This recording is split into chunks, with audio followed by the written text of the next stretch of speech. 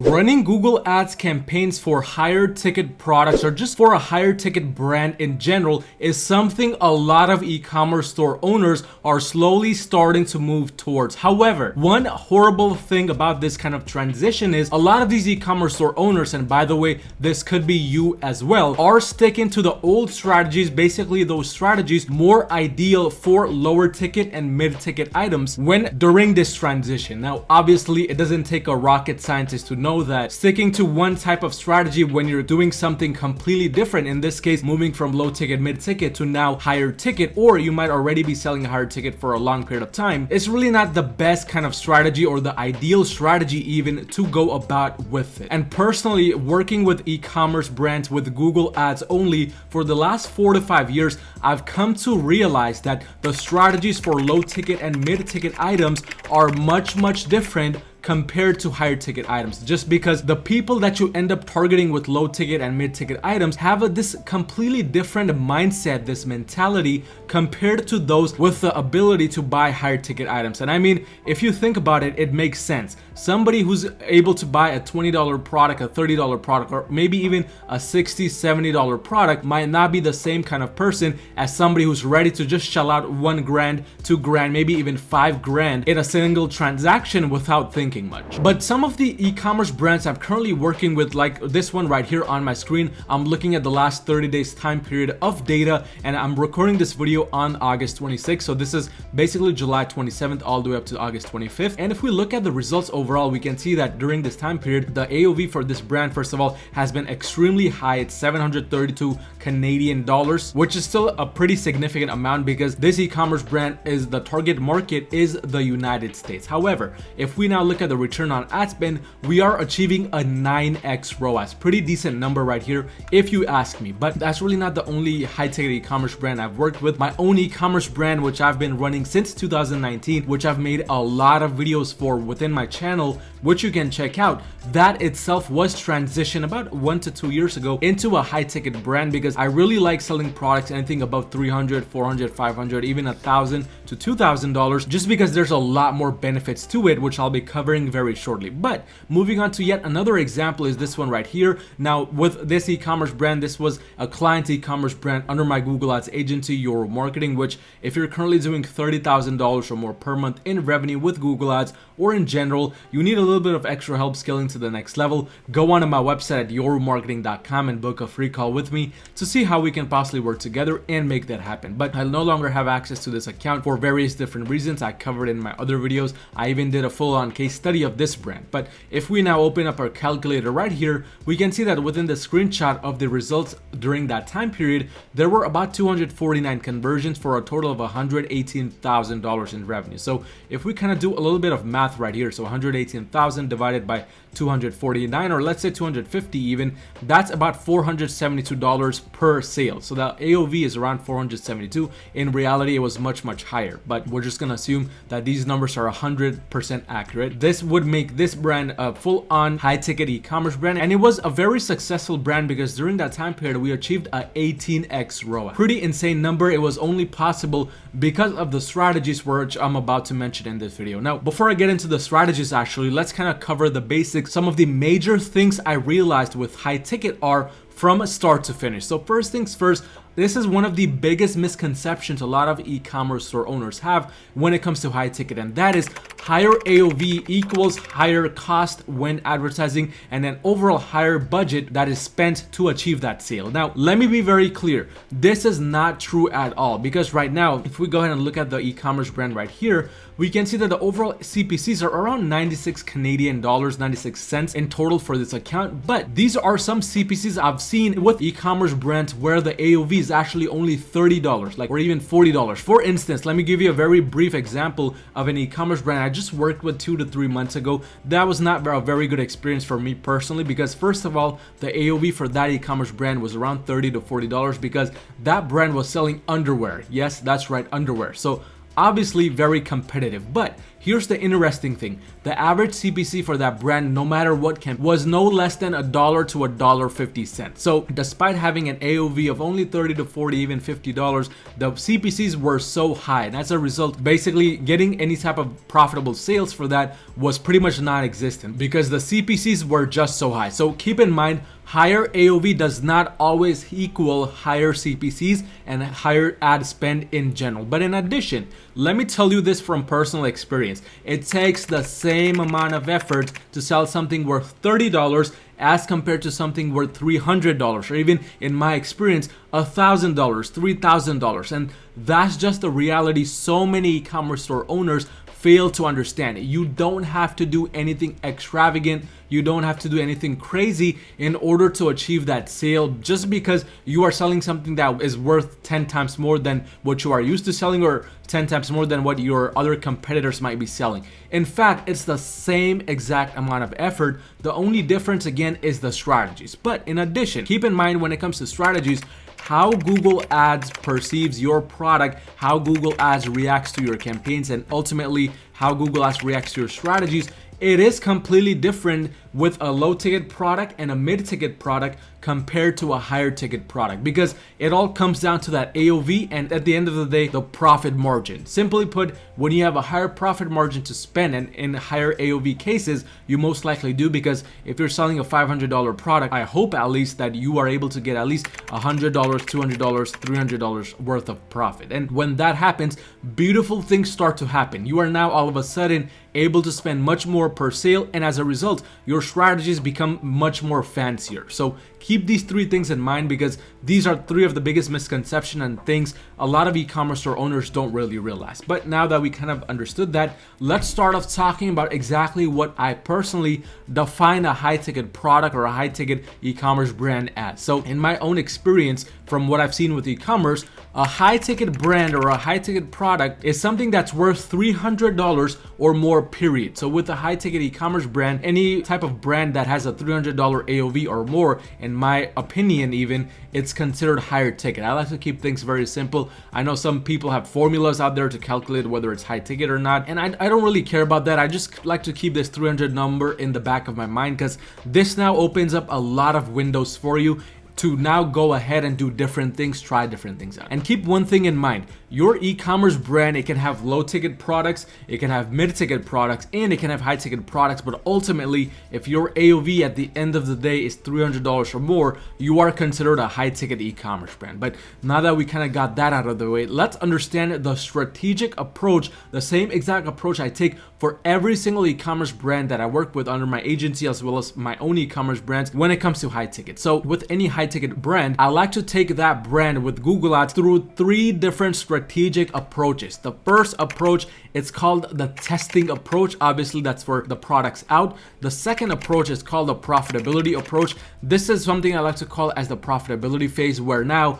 all of those products that are getting tested, they now transition from just testing into more of a profitability approach. The third approach I like to take with these products, it's called the scaling phase. This is essentially when I now have a proven winner. I'm trying to double, triple, quadruple the budget as soon as possible while maintaining profit. So these three approaches, or in this case you can call them these three phases, are what every single high ticket e-commerce brand must go through. Let's start off with the first phase, which is called the testing phase. Now keep in mind, most e-commerce store owners approach this incorrectly, because again, as I mentioned earlier, they believe that testing with high ticket items or high ticket brands, it involves a lot of extra spending. You got to spend more to earn that customer, and then you got to do all of these fancy things. Now let's look at this specific ad account right here one more time to look at what the overall cost per conversion is. So in total, the cost per conversion for this brand is 81 Canadian dollars. Keep in mind, the average order value, as we saw, was over $700, whereas the cost per conversion, it's only $81. So as you can see, it's nowhere close to what our average order value is, because keep in mind, break-even ROAS here is a 5x, and we are able to achieve a 9x ROAS consistently within the last 30 days for this e-commerce brand, which means our cost per purchase, it's way below what our target cost per purchase should be. So an indicator that you don't necessarily need to be spending what you think you should be spending in order to get those sales. But now let's start talking about exactly what kind of testing approach I took when it came to this e-commerce brand. And keep in mind, there's two different ways to go about this. Now, the first way is with a brand new ad account. What do you do if you have been scaling with Facebook ads, TikTok ads, and you are just coming onto Google ads, or you are just starting out Google ads fresh for your e-commerce brand in general? So I like to go with something like the 2-1 launch strategy. Now, this launch strategy, it's very simple. You essentially start your campaigns as general standard shopping campaigns. Now, that launch strategy is not kind of shown here because I started working with this e-commerce brand in late July, and this e-commerce brand by this time has already been running. So essentially, if we now change the time period to all time period, we can see that it has been running since 2020. So it's roughly been 2 years since this e-commerce brand has been running campaigns on Google. So I didn't really need to go with this new ad account strategy. But if this was a brand new ad account, I would start with 2 standard shopping campaigns. The first standard shopping campaign would be a high bid campaign. And with higher ticket stores, I like to stay around 50 cents. So 50 cents to 70 cents. The lower the better. I recommend starting around 50 cents and going up or down based on results. That's just the first standard shopping campaign. The second standard shopping campaign, it's a low bid campaign. You want to start it at around 10 cents to 15 cents. Again, started at 10 cents. This campaign is only started to kind of recover all those lost sales that you might be getting in case Google finds another type of audience where it's the perfect audience type for 10-cent bids. So these two campaigns, they work kind of side by side with each other. The high bid campaign, of course, it's going to spend the most money. The low bid campaign is barely going to spend any money, but that campaign is just there to recover any kind of lost sales, the pieces of the pie, essentially. That's what you would like to call it. And you're trying to get those crumbs of the big pie. So this campaign strategy, very simple approach to it, nothing too crazy. I've made a lot of videos on my YouTube channel, which you can check out if you want to get into the nitty-gritty details of how to launch it properly. But that covers the 2 portion of the 2-1 launch strategy. What about the 1 portion? So the 1, it's kind of referring to the branded search campaign. Now, this ad account right here does have branded search campaigns running. So there's actually multiple branded search campaigns running for different countries. But if you look at the return on ad spend, the first one is at a 20x ROAS. It got back $481,000 in sales during this time period. The second one, $172,000 in sales at a 19x ROAS. So you can say it's pretty important to run a branded search campaigns. But now what do you do if you already have conversions coming in, if you already have an established e-commerce brand and you have an established Google Ads account, even with a lot of data? So in this case, with higher ticket items, what I like to do is I like to still go with a 2-1 launch strategy, but things are a bit different now. Instead of going the standard shopping route, I immediately go into Performance Max, and I've covered that right here. So let me go ahead and choose those Performance Max campaigns. This is the first one, and this is the second one right here. Within the last 30 days, we can see the results are catastrophically different from each other. I mean, the first one, the ROAS is a 6.66x with 17 sales. The second one, 11 sales only, but 1.93x ROAS. Why is there such a difference? So with the 2-1 launch strategy, essentially what you are doing is you're launching one bestsellers campaign, because keep in mind, you're using this strategy only if you have an established Google Ads account or an established e-commerce brand. So the first Performance Max campaign, it's gonna run with all of your bestsellers, and I like to classify bestsellers as anything with 3 or more sales within the last 30 days that you got consistently. So this first campaign right here is for those bestsellers products, all running within this campaign, all with 3 or more sales, and it's running with no target ROAS set. Very simple, very straightforward. The key thing here though is that you run it at $100 a day or more budget. That's very crucial if you want to find a good amount of success with Performance Max. Now, the second PMax campaign is this one right here. It's a testing campaign. So essentially it's going to also run with no target ROAS set. It's going to run with $100 a day budget or more, but it's going to have all of those products which were not tested before, or in this case, which might have been tested before, but are not winning products. So anything that did not get you 3 sales or more consistently, it runs within this campaign. So what do? You kind of transition between these two campaigns back and forth as we go down the phases, because right now we're only talking about the testing phase. So these two are sort of the campaigns which are launched initially. And if you don't have any bestsellers right now, just launch this one Performance Max campaign with all of your products, and then once you move on to the profitability and scaling phase, that's when you will launch the bestsellers campaign. But that's essentially the 2 portion of the 2-1 launch strategy. Again, for the 1 portion, we're gonna launch a branded search campaign if you haven't already with this strategy. And again, this strategy is better if you already have decent amount of success with your Google Ads account, or at least decent amount of data, because again, PMAX campaigns require data to work off of. So that covers it for the testing phase. It's not really too crazy. It's a very simple, straightforward strategy. As you can see, 2 campaigns are sufficient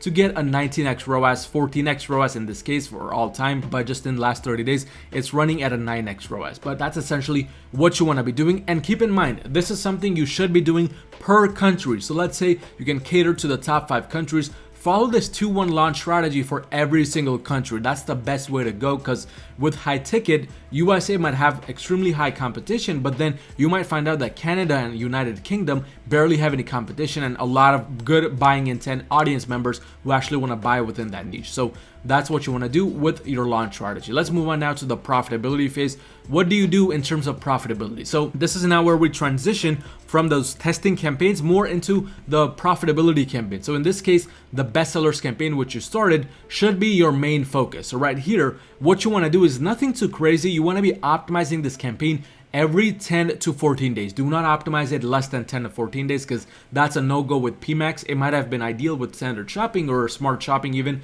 but with a PMAX, you're just gonna destroy your campaign, and you're gonna come to my comment section saying things like, "You don't know what you're talking about. You are such a horrible e-commerce store owner. Shame on you for teaching that stuff." Hey, I mean, I already warned you about it, so don't come crying in the comment section. But with profitability campaigns, you want to focus more on the back end side of things. So what I'm talking about is feed optimizations. You want to make sure your feed is running without any diagnostic errors, so meaning your Google Merchant Center account is running without any errors. You have applied for as many programs as possible. So the trusted store badge, number 1. Number 2, your Google shopping reviews, you have applied to them. Number 3, any types of promotions, so like any types of promo codes you have already submitted, and so on and so forth. But in addition, you should regularly be coming in, and by regularly I mean every 10 to 14 days within the actual campaign, and just excluding all the bad products, just the bad apples which are spending way too much budget or just have CTRs less than 0.10%, so that you can improve, number 1, the overall performance of your campaign, but also improve the CTRs and all of that good stuff, because this is going to impact the quality score of this campaign, and then that's going to impact your overall results. So that's essentially very crucial for you to achieve within the profitability phase. But keep in mind, the main goal here is to get 10 sales or more within a given product profitably, because again, this is the profitability phase. You should not be looking into running any given product if it's not getting you money, if it's not getting you a positive ROAS. So anything that's not following this, shut it off completely and move on to the other products which are, because again, this is going to bring us into the scaling phase. So with the scaling phase, by this point, you should already have one product or multiple products that are getting you 10 sales or more, or have gotten you 10 sales or more within the last 30 days consistently. So with the scaling phase, here's what you do. You want to scale via another Performance Max campaign, so you can launch a brand new Performance Max campaign with just one asset group, no other types of images or logos or descriptions in them, just nothing in it and completely. And you can watch my $1 million Performance Max campaign structure video to understand more about what I mean here. But that's very crucial to getting success with this scaling Performance Max campaign. So you're going to launch this Performance Max campaign with no logos, no description, all of that good stuff, but you're going to launch this PMAX campaign at a $200 a day budget or more. Very crucial for the long-term success of this Performance Max campaign, and you're gonna only run those products within this that got you 10 sales or more consistently. So let's say you only have one product that got you 10 sales or more consistently. What you want to do is you want to add all of the variations for that product within this winning Performance Max campaign and just let it run. Because if you have anything less than 5 products or 5 variations of any given product within the scaling Performance Max campaign, it's not gonna work, period. Because again, it works off of data, and with one product only, it's not gonna really get as much data as quickly as it should be to optimize and then further scale. But you can just go ahead and scale that Performance Max campaign via the original bestsellers PMax campaign you created. No need to create a brand new standalone Performance Max campaign. And I've seen this work time and time again. I mean, that's the only thing we're doing right here, and it's working really great. I mean, this has a 6.72x ROAS. If we go inside and look at the products a bit further, we can see exactly what's going on within the last 30 days. So right here, if we go ahead and look into the actual cost, even the ad spend in total, we can see this product spent over about $500, even it got 5 sales, and it's running at a pretty decent amount of ROAS. And As you can see right here, the second one running at a 2.96x ROAS, not performing the best, but that's when we kind of come in and optimize and just scale the first one that is providing that ROAS further, and so on and so forth. But that's essentially what you should be doing via scaling. But scaling does not end there with high ticket products and high ticket e-commerce brands. You want to be adding more products that are similar to what is winning the best. I mean, right here, you're not going to be able to see the products, but the first product and the second one, it's the same exact image, it's the same exact title. The only difference is the pricing, because we're testing different pricings out here, and clearly the first pricing is winning and the second one is not doing so well. So at the end of the day, pricing is king. Pricing is going to tell you a lot of things when it comes to e-commerce and when it comes to scaling your products. But you can also go ahead and add similar products to what's winning. You can do optimizations in the back end and so on and so forth. Don't just rely on scaling via the Google Ads campaign side of things with high ticket, because a lot of the success for high ticket brands and high ticket products comes from the back end as well. So that's essentially what you want to be doing with high ticket. Nothing too crazy. Just be sure to take it in a funnelized approach, or step by step. So testing to profitability and to scaling and so on and so forth. But I get it, this is a lot of work. So if you're already doing $30,000 or more per month in revenue and you would rather have somebody else do it for you, and you want to work with another Google Ads agency, go onto my website at yourmarketing.com and book a free call with me to see how we can possibly work together and make it happen. But if you found any type of value in this video, destroy that like button, destroy that subscribe button, and I will see you and watch any of these two videos right in front of my face to take your e-commerce journey to the next level, and I will see you in my next video.